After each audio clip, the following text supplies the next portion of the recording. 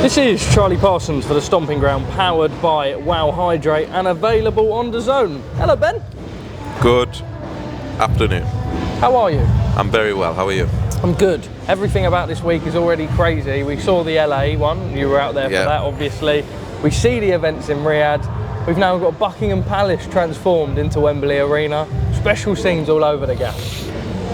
I have never seen something like this for a fight night. I've never seen an entrance like this for a fight night. So to see it on a Wednesday of fight week, it's pretty special to be here.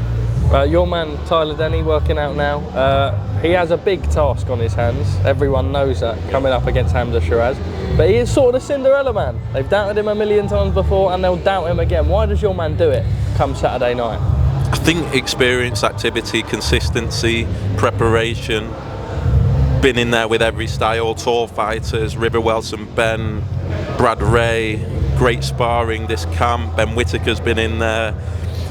He is ready, and Tyler rises to the occasion every single time. So look, all I know is we're going to see the best Tyler Denny in there on Saturday. I think we're going to see a career best performance. It's going to be a tough ask, but I believe he'll cause an upset. I really do. It's it's going to be a special night.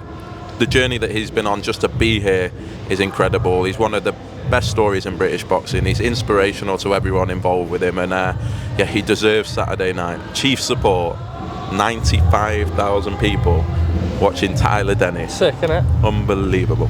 Josh Buatsi on the card as well. No one in his career has managed to get under his skin. I don't want to say, in fact I would say Willie Hutchinson has done that, but that could go one of two ways. That could spark an extra thing within Josh Buatsi. Do you think that's it, that it's done that? I do believe it has, and to be honest, I'm glad it has. I think Josh is such a gentleman and such an unassuming character at times. I remember when he turned over, and I was a fan, and those first 7 or 8 fights, he was so vicious, he was spiteful, he was knocking people out.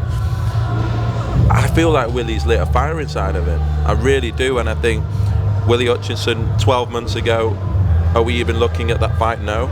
To be here now for an interim world title, credit to Willie, but I think he's exactly what Buatsi needs. I really do, and I think the platform, the ability to make a statement on Saturday, the interim world title puts him in line for Bivol and Beterbiev.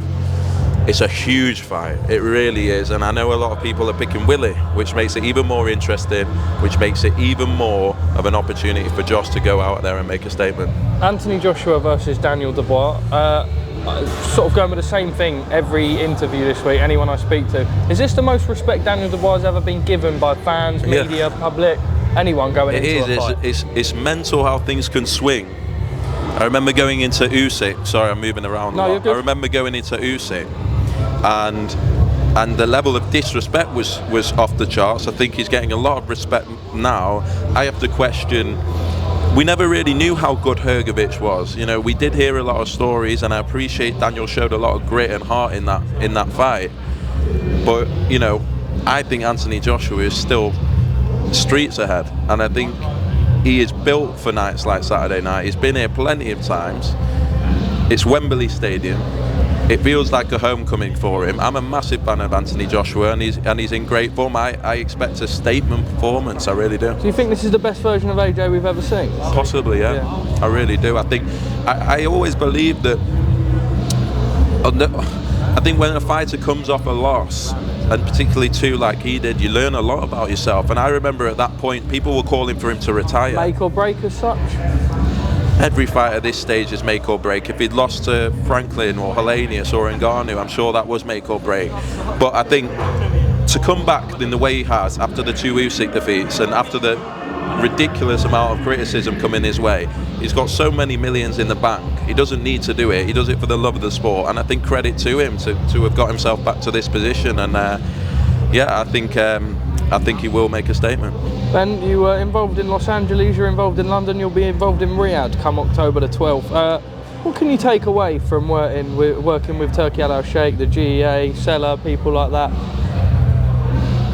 Look, I think it's almost a dream come true for boxing fans and for people working within the sport. Did I ever think the size and the scale of what we're doing almost every month would be possible? Did I ever think that the fights to be made would be possible? Did I ever think that we'd be in the same room as other promoters making fights despite everything. No, and that's down to Riyad's season and his excellency, because no one else could have done it. They might have wanted to do it, they didn't have the power, they didn't have the resource, but he also has the vision and the work ethic to want to do it. And yeah, it's incredible. I think for anyone, whether it's yourself, whether it's me, whether it's the cornerman, whether it's the guys in the changing rooms, whether it's the guys behind the cameras, whether it's the broadcasters, we can't believe what's going on. You know, this is a golden generation in boxing, and I know people will still complain about certain things and fights not happening, but this is very special, and yeah, I can't wait for Saturday. Just quickly, yesterday we saw Derek Chisora do Derek Chisora type things, and yourself and Eddie Hearn together on IFL. What do you take away from that? I mean, I wanted one question you on one of the things of it. Eddie said that he never blocked you when you were coming in. Do you agree with that? Let's be honest, no other promoter is going to say, right, come on, let's bring this guy in, or let's help someone else. They're not going to, because everyone's looking out for their own business. So that's all it is. I think, as I say, Riyadh season, they don't care about the politics, and we're here now. All I could do at that point was focus on our fighters. We've got a young stable, one that's had to grow very, very quickly. A lot of the other promoters have had stables maturing for 10, 15 years. We had to focus on our fighters, making sure we get them to a stage where they can't be ignored. At the end of the day, people want to see the biggest fights and the best fights and the fighters with the most commercial appeal. That's what Riyadh season won. And so we're here on merit, and yeah, it's great to be involved, and yeah, long may it continue. We saw from Denny against Cash that I suppose it was the first time you guys came together, and it's been a couple of appearances for you now. You feel like it is actually getting better? Do you feel like you're getting there, you're making progress? Or in what really? sense? Relationship? As long as we can make the fights, I'm happy. Nasty, it's not as nasty, and I think it's because, yeah, it's not as nasty as it was. I think the new kid coming in, no one's broken into this sport for 30 or 40 years. It takes a lot as a 23-year-old to say, I'm going to get my promoter's license, and I'm going to come in and I'm going to try my best to get different broadcasters. I'm going to try my best to build a business from scratch. And yeah, that's been a lot of hard work and met a lot of resistance. And so it gets to a point where you build the business up to a point where you can't be ignored. And, you know, I used to go to Eddie Hearn shows and Frank Warren shows as a kid, late teens, and so to be here now and to be competing with them is it's what we wanted from the start. And yeah, whether we get on or whether we don't, if the fights get made, everyone's happy. Lastly from me, no handshake on Dalton Smith against Adam Azim. You are getting a little bit of smoke on that. Why? For me, and I'll get smoked for this as well, Adam Azim, in my opinion, is a bigger star profile wise. He's a young boy, 22 years old. He's already become European champion, and we'll make the fights at the right time for him, when they're the biggest, when they're the best, when we feel like he's developed, when we feel like we've done our job. Do I see it happening next year? I really do. Do I see it happening next? No. And that's all it is. That And the sensible fight after Ahara Davis?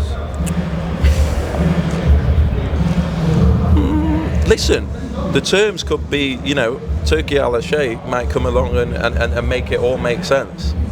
But it has to make sense for Adam Azim. You know, we believe, one of the brightest prospects in world boxing. At 22 years old, people forget. What was Dalton Smith doing at 22 years old? What was Ahara Davis doing at 22 years old? This guy's headlining Sky Sports. Already should be getting a huge amount of credit for taking Ahara Davis in front of the copper box, in front of a massive audience. And it's a massive fight, and it will happen at the right time. And yeah, I look forward to seeing how Adam develops over the next 12 months. Ben Shalom, top man, thank you as always for talking to the Stomping Ground, top man.